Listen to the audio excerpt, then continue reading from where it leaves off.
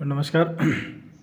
अब हम कर रहे हैं बोर्ड एग्ज़ाम सीरीज़ और उसके अंदर चैप्टर संख्या 9 पे हम पहुंच गए हैं और ये है सेकंड बुक का फर्स्ट पार्ट चैप्टर है। चैप्टर संख्या 9 रे ऑप्टिक्स और चैप्टर संख्या 10 है वेव ऑप्टिक्स। सबसे महत्वपूर्ण बात देखो क्या है इन चैप्टर्स की कि यहाँ से सबसे ज़्यादा मार्किंग रहती है पेपर के अंदर और बहुत ही इम्पोर्टेंट पार्ट है ये। एक्चुअल में ये कहें कि पूरे सिलेबस का सबसे इम्पोर्टेंट पार्ट है तो वो यही है जिसके अंदर काफ़ी क्वेश्चन पूछे जाते हैं। अब इसकी सबसे इम्पोर्टेंट बात क्या है कि इसके अंदर इस लास्ट समय पर क्या चीज़ें पढ़ें ज़्यादा और किन चीज़ों को ज़्यादा अच्छे तरीके से करें। तो एक दो चीज़ें मैं बता सकता हूँ जो एग्ज़ाम्स के लिए बहुत महत्वपूर्ण है। वो ये है कि चैप्टर संख्या 9 और 10 दोनों को मिला के मार्किंग डिसाइड होती है। इसलिए अगर आप चैप्टर संख्या 9 को अच्छे तरह से कर लेते हैं तो चैप्टर संख्या 10 को केवल शॉर्ट टाइप क्वेश्चन भी करते हैं और लॉन्ग क्वेश्चन नहीं करते हैं तो भी आप कर सकते हैं, क्योंकि जनरली यहाँ से क्या होता है चैप्टर संख्या 9 और 10 में अथवा में क्वेश्चन आता है। तो क्योंकि अथवा में आ रहा है तो हमें तो एक ही अटैम्प्ट करना है। अगर हम एक पार्ट को बेस्ट कर लेते हैं तो दूसरे पार्ट अगर किसी का वीक है तो भी कोई दिक्कत नहीं है, या कम पढ़ रखा है तो भी इतनी दिक्कत नहीं आएगी। तो हम चैप्टर संख्या 9 पे बात करेंगे। इसमें क्या कर सकते हैं, देखो यहाँ से शॉर्ट टाइप क्वेश्चन भी आएगा, उसके बाद न्यूमेरिकल भी आएगा, यहाँ से लॉन्ग क्वेश्चन भी आएगा। यानी यहाँ से कम चैप्टर संख्या 9 से 3 से 4 क्वेश्चन आएंगे, 3 क्वेश्चन मिनिमम ज़रूर आएंगे, है ना। बहुत ही इंपॉर्टेंट चैप्टर है ये। अब इसके अंदर बात करें शॉर्ट टाइप क्वेश्चन के लिए तो न्यूमेरिकल पार्ट भी आता है, डेफिनेशन टाइप भी पूछी जाती है। लॉन्ग क्वेश्चन के लिए बात करें तो 3-4 टॉपिक है, उनको आप कर लेते हैं तो लॉन्ग क्वेश्चन पे भी आ जाती है।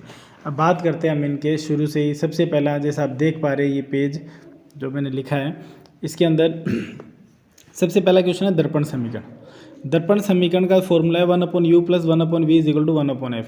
यहाँ से एक चीज़ लिखी है यहाँ पर न्यूमेरिकल, तो यहाँ पर इससे रिलेटेड जो है वो न्यूमेरिकल पूछे जाते हैं। और एक ये जो क्वेश्चन है ये बहुत बार आ चुका है, बहुत बार आता है, इंपॉर्टेंट क्वेश्चन है ये। वक्रता त्रिज्या r और फोकस दूरी में क्या संबंध होता है, तो वक्रता त्रिज्या फोकस दूरी के डबल होती है, दुगनी होती है। तो यहाँ से आपको क्वेश्चन पूछ लेते हैं, वक्रता त्रिज्या 10 सेंटीमीटर है, चाहे कोई भी दर्पण दे दिया जाए, एक ही बात है, सभी के लिए सेम होता है, फॉर्मूला दर्पण के लिए लागू होता है। तो 10 सेंटीमीटर है तो फोकस दूरी क्या होगी, उसकी आधी हो जाएगी 5 सेंटीमीटर, जैसे ये क्वेश्चन दे रखा है यहाँ पर, ये एग्जांपल दे रखा है। यहाँ से न्यूमेरिकल पूछ लिया जाता है, यू और वी की वैल्यू दे दी, एफ की वैल्यू पूछ ली, है ना। इसके अंदर आपको क्या ध्यान रखना है, इसके अंदर आपको गोलीय दर्पण के बारे में, उत्तल और अवतल के बारे में पता होना चाहिए कि यू की वैल्यू हमेशा माइनस में होती है, वी की वैल्यू हमें क्वेश्चन में निकालनी होती है, एफ की जो वैल्यू है वो उस दर्पण की स्ट्रक्चर पर डिपेंड करेगी कि वो पॉजिटिव होगी या नेगेटिव होगी। उसके लिए बात कर लेंगे बाद में कैसे कर निकाल सकते हैं। दूसरा क्वेश्चन, अभी हम क्वेश्चंस की बात करते हैं शॉर्ट में कि किस तरह के क्वेश्चन हमें करने हैं यहाँ से। दूसरा, अपवर्तनांक से संबंधित पूछा जा सकता है। अपवर्तनांक की डेफिनेशन याद रखो, एन या म्यू से लिखते हैं तो c/u, प्रकाश में वेग और माध्यम में वेग के अनुपात जो है वो अपवर्तनांक कहलाता है। फिर नेक्स्ट पार्ट आता है इसका डेफिनेशन वाला पार्ट, तो यहाँ से डेफिनेशन पूछी जाती है, तो डेफिनेशन ज़रूर आप पढ़ लें। विवर्तन जो 10th चैप्टर में उसमें से भी पूछी जाती है, ये इसमें लिख दिया मैंने, है ना। और इसमें से बात करें तो अपवर्तन के बारे में पूछा जाता है। पूर्ण आंतरिक परावर्तन से क्वेश्चन आते हैं, यहाँ से न्यूमेरिकल भी आ सकता है, n = 1/c से रिलेटेड। और परकिरण से रिलेटेड क्वेश्चन आ जाता है। मर्ग मरीचिका इसके अंदर है। लेंस की क्षमता से रिलेटेड क्वेश्चन आता है, p = 1/f। आपको ये फॉर्मूला याद है तो आपको फोकस दूरी दे दी जाएगी, क्षमता पूछ लेंगे कि चश्मे का नंबर कितना नंबर होगा, जो उसकी क्षमता जो है वो कितनी होगी। अगर आपको फोकस दूरी दे रखी है कि उस लेंस की जो फोकस दूरी है वो इतनी 25 सेंटीमीटर 30 सेंटीमीटर है। ध्यान रखना ये जो फॉर्मूला 1/f ये मीटर में है, जब सेंटीमीटर में लेते हैं तो इसको मीटर में चेंज करने के लिए 100 का डिवाइड करेंगे, वो 100 ऊपर चला जाएगा, तो यही फॉर्मूला क्या हो जाएगा, p = 100/f हो जाएगा। ये ज़रूर ध्यान रखें आप, सेंटीमीटर में है तो 100/f हो जाएगा। जैसे आपको दे दिया फोकस दूरी 25 सेंटीमीटर है, क्षमता बताइए, तो 100/25 हो जाएगा, 4 डायप्टर आ जाएगी। इसी तरह जैसे ये हमने दर्पण समीकरण की बात की है, वैसे लेंस सूत्र से रिलेटेड -1/u + 1/v = 1/f, यहाँ से भी न्यूमेरिकल पूछे जाते हैं। डिफरेंस क्या होगा, वहाँ क्वेश्चन दर्पण की फॉर्मेट में होगा, मिरर की फॉर्मेट में, या किससे होगा, लेंस से रिलेटेड क्वेश्चन होगा। आगे आती है तो बात इससे न्यूमेरिकल पूछे जाते हैं। यहाँ से एक प्राथमिक और द्वितीयक इंद्रधनुष के बारे में क्वेश्चन पूछे जाते हैं। शॉर्ट टाइप क्वेश्चन के लिए इंपॉर्टेंट टॉपिक है, इसको ज़रूर आप रिवाइज कर लें कि पूर्ण आंतरिक परावर्तन कितनी बार होता है बूंद के अंदर। तो प्राथमिक इंद्रधनुष उसमें 1 बार होता है, द्वितीयक इंद्रधनुष उसमें 2 बार होता है ना। अपवर्तन भी पूछा जाता है। अपवर्तन भी, जब प्रकाश किरण अंदर जा रही है तो अपवर्तन हो रहा है, बाहर जा रही है तो क्या हो रहा है, तो अभी अपवर्तन हो रहा है। तो अपवर्तन कितनी बार होता है ये भी पूछा जा सकता है।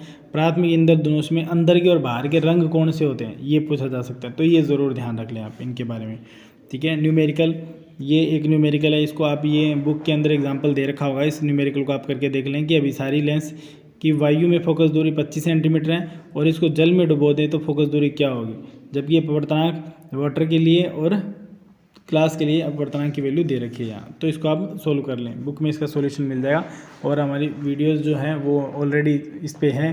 तो अभी हम उनके सॉल्यूशन के बारे में ज़्यादा, लॉन्ग क्वेश्चंस के सॉल्यूशन के बारे में ज़्यादा बात नहीं करेंगे। मेन जो है अभी हमें किन क्वेश्चंस की प्रैक्टिस करनी है, अपन उन पे बात कर रहे हैं। तो शॉर्ट वीडियो रखेंगे जिसमें आप कम समय में ये समझ जाएं कि किन किन चैप्टर्स को, किन टॉपिक्स को आपने रिवाइज़ करना है अच्छे से। अगर नहीं किया है तो इनको आप रिवाइज़ ज़रूर कर लें, कोई भी क्वेश्चन छोड़े ही नहीं इनमें से, क्योंकि इनमें से क्वेश्चन आ सकते हैं। और बाकी भी पूरे चैप्टर्स को आप रिवाइज़ करें, अच्छे से कर लें। लेकिन ये एक उस वे में है कि अगर किसी ने कम स्टडी हो रखी है, लास्ट टाइम है, तो क्या करें, कम समय में ज़्यादा चीज़ें करनी है, स्कोरिंग ठीक करनी है, तो इनको कर सकते हैं, रिवाइज़ कर सकते हैं। बाकी तो पूरा पढ़ना ही बेटर रहता है, सबसे बेटर वही रहता है। दर्पण समीकरण का, अब लॉन्ग क्वेश्चन में आते हैं, शॉर्ट क्वेश्चन एक दो और है उसके बारे में आगे बात करेंगे। लॉन्ग क्वेश्चन में आते हैं तो लॉन्ग क्वेश्चन में दर्पण समीकरण का व्यंजक ज़रूर आप ध्यान रखें। दर्पण समीकरण का व्यंजक 1/u 1 + 1/v = 1/f का सत्यापन करना। दूसरा क्वेश्चन आता है लॉन्ग क्वेश्चन, गोलीय सतह से अपवर्तक, refraction through a spherical surface, उससे फॉर्मूला आता है n2/v - n1/u = n2 - n1/r। n जो है वो अपवर्तनांक है, माध्यम 1 और माध्यम 2 का है, r वक्रता त्रिज्या है, u वस्तु की दूरी और v जो है वो प्रतिबिंब की दूरी है। इन क्वेश्चंस का ध्यान रखें। अब आती है बात नेक्स्ट क्वेश्चन पे। तो नेक्स्ट क्वेश्चन आता है इसका लेंस मेकर फॉर्मूला, ये भी लॉन्ग क्वेश्चन के लिए याद रख लें आप। 1/f = n - 1 × 1/r1 - 1/r2। और इसका जो, इनका जो प्रूफ है, लॉन्ग क्वेश्चन की बात कर रहे हैं, इनके प्रूफ आपको करने हैं।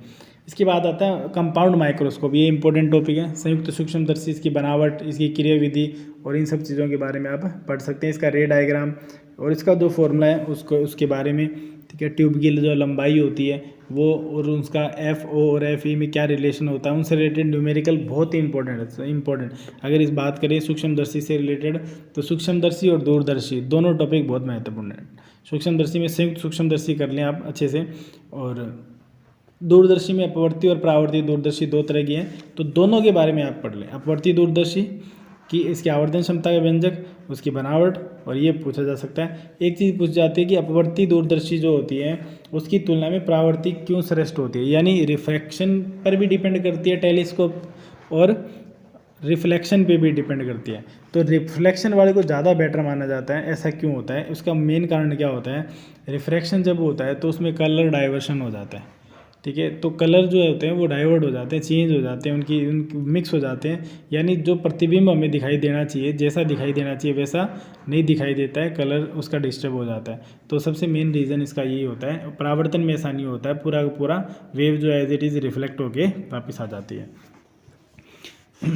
इसी तरह से इनसे रिलेटेड न्यूमेरिकल एक दो जो आए हुए हैं, ऐसे रिलेटेड न्यूमेरिकल नंबर जो है वो कुछ भी चेंज हो सकता है, बट इस तरह की न्यूमेरिकल आप सोल्व कर लें। बुक के अंदर दे रखे हैं NCERT बुक के अंदर, उसमें से आप कर सकते हैं। जैसे ये एक दूरदर्शी की आवर्धन क्षमता 8 है, आवर्धन क्षमता MP की वैल्यू दे रखी है। इसे समांतर किरणों के लिए समंजित करते हैं जब नेत्रिका और अभिदर्शक लेंस के बीच की दूरी 18 सेंटीमीटर है, ठीक है। यानी ये ट्यूब की लंबाई है, L की वैल्यू दे रखी है। तो दोनों लेंसों की फोकस दूरियाँ ज्ञात करनी है, FO और FE की वैल्यू ज्ञात करनी है। तो दो इक्वेशन बनेगी, FO + FE से रिलेटेड L बनेगी, और एक FO/FE = MP, वो रिलेशन बनेगा।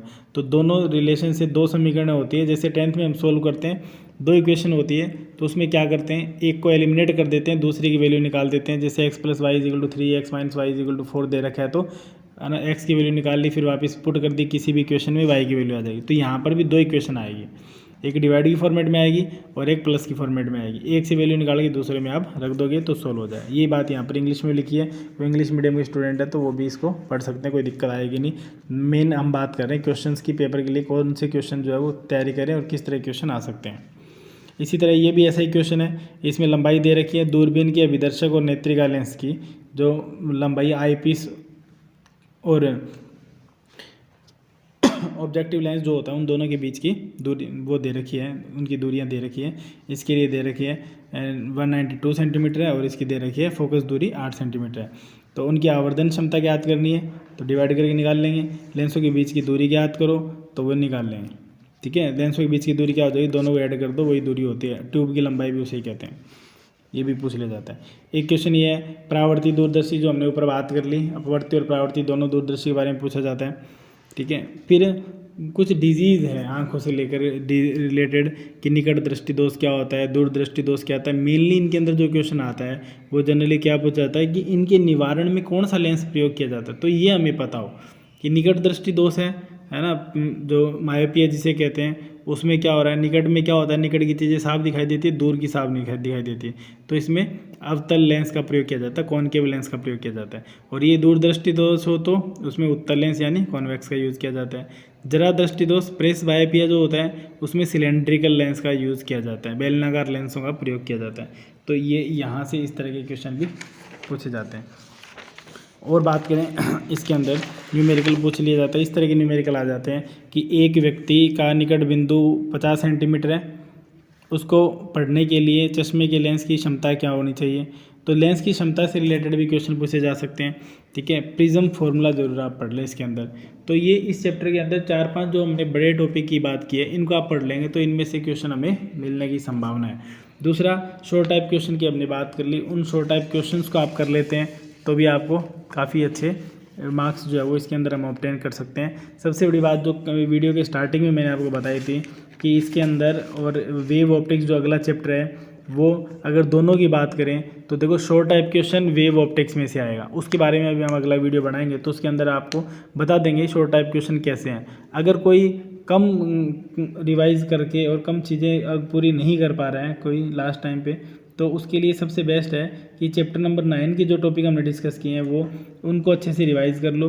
तो चैप्टर 10 में केवल आप शॉर्ट टाइप क्वेश्चन थोड़ा 2-4 डेफिनेशन पढ़ लेंगे तो भी काम चल जाएगा, हम उसको छोड़ भी सकते हैं तो भी दिक्कत नहीं आएगी, तो भी हम मार्किंग जो कवर कर लेंगे। क्योंकि अगर हम दोनों भी कर रखे हैं मार्किंग के हिसाब से, नॉलेज के हिसाब से तो हमें सब कुछ पता होना चाहिए, लेकिन अगर मार्किंग की बात करें तो उसके हिसाब से अगर हमने दोनों भी कर रखे हैं और दोनों क्वेश्चन आते हैं तो भी हमें करना एक ही है वहाँ पर, ठीक है। तो ये था चैप्टर नंबर 9 और मार्किंग के लिए बहुत ही इंपॉर्टेंट चैप्टर है। लगभग यहाँ से कम 6-7 नंबर के पेपर यहाँ से आएगा और जिसमें short type, long type, definition type सब तरह के क्वेश्चन आते हैं। तो जो हमने बात की है उस तरह से आप इनको कर सकते हैं, समझ सकते हैं। और इसका जो PDF है वो डिस्क्रिप्शन में डाल दिया जाएगा उसका लिंक, वहाँ से आप इसको डाउनलोड भी कर सकते हो, ठीक है। सारे जो वीडियोज़ हैं इनके लिंक फेसबुक पेज है मेरा फिजिक्स बाय अनिल सक्करवाल, आप उसको भी फॉलो कर सकते हैं। उस पर सारी जानकारी जो भी टाइम टू टाइम पे रहती है, कभी कुछ भी अपडेट करते हैं तो वो वहाँ पर भी अपडेट की जाती है, वहाँ से भी आप ले सकते हो। और इस चैनल को भी फॉलो वो कर सकते हो आप सब्सक्राइब, ताकि कोई भी नोटिफिकेशन है वो आपको मिल जाए, उसके लिए बेल आइकन आप प्रेस कर सकते हो। Okay, thank you very much.